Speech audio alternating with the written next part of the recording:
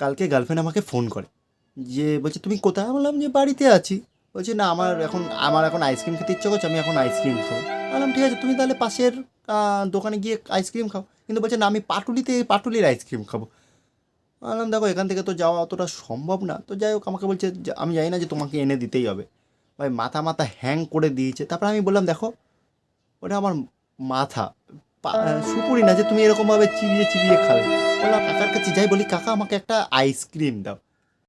আইসক্রিমের চপ, হ্যাঁ, আইসক্রিমের চপ। যা বলে ফ্রাইড আইসক্রিম। কাকা একটা আইসক্রিম লাগবে, গার্লফ্রেন্ড খাবে। আইসক্রিমের চপ, হ্যাঁ, আইসক্রিমের চপ। যা বলে ফ্রাইড আইসক্রিম তাহাই আইসক্রিমের চপ। এখানে আইসক্রিম আচ্ছা, এই নিয়ে নিলাম।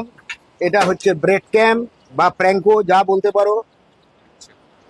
আইসক্রিম লাগবে, চপ না, আইসক্রিমের চপ। মানে ওটা মানুষ খায় না কুকুর খায় না শুয়োর, কে খায় ভাই?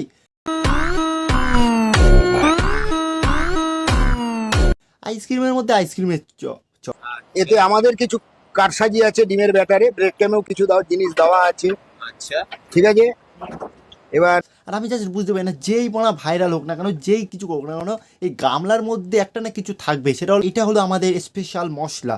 আসলে জানি না বনা কি যে মশলা থাকে। কাকা কুকুরও খাবে না, গার্লফ্রেন্ড আমার বাদে দাও, কুকুরও খাবে।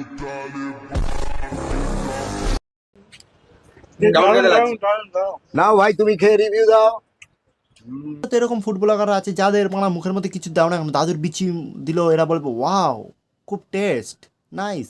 বলে আইসক্রিম, ভাই মানুষ খাচ্ছে। আর এই তুমি এটাকে আইসক্রিম কেন বলছো? এটাকে বলে পারমাণবিক বোমা।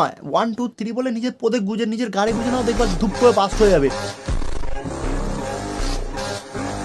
তারপর এখান থেকে তো আমরা মুক্তি পাবো না। ভিডিওটা একটুখানি লাইক করো, কমেন্ট করো, শেয়ার করো, সাবস্ক্রাইব করে দাও, আর তাড়াতাড়ি 3000 করে দাও।